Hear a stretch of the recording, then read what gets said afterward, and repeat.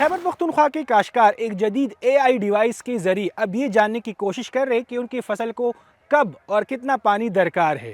आज हम मौजूद है खैबर पख्तूनख्वा के ज़िला चारसद्दा में और यहाँ की काश्तकारों से ये जानने की कोशिश करेंगे कि इस डिवाइस के ज़रिए फसलों को कितना पानी दरकार होता है और इससे पानी की किल्लत कितने हद तक जो है वो कम किया जा सकता है।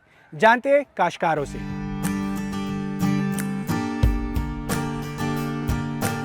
असल पैदा जो है ना इसके ये हुआ कि हमें बार बार पानी लगाती नहीं है। बार बार पानी लगाने से आपका फसल भी खराब हो जाता है। पैसों का जो है ना आज ज़्यादातर हम ट्यूबवेल चलते हैं ना डीजल से या बिजली से, तो इसका भी बचत हुआ, पानी का भी बचत हुआ ना। तो इस डिवाइस की निस्बत से अभी ये कि किस वक्त हमें पानी चाहिए और किस वक्त पानी नहीं चाहिए, तो जो फार्मर और ज़िम्मेदार होते इसको बड़ा पैदा इसका ये होता है ना।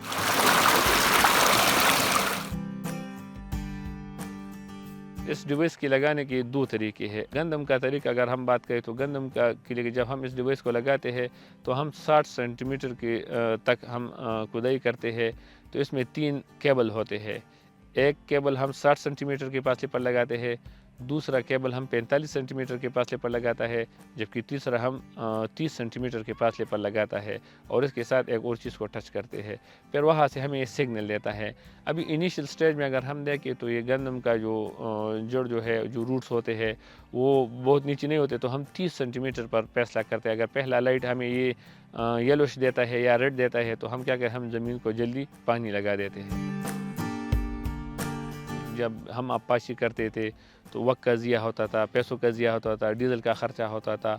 महीने में हम 2 मरतबा आपाशी करते थे, अब महीने में 1 मरतबा या 45 दिन में एक आपाशी करते थे। दूसरा जो अहम मसला है वो पानी की किल्लत है। जो पानी की सतह जो नीचे जा रही थी तो उससे भी वो कंट्रोल हो जाता है। पानी की सतह अब मज़ीद नीचे के बजाय ऊपर आ रही है।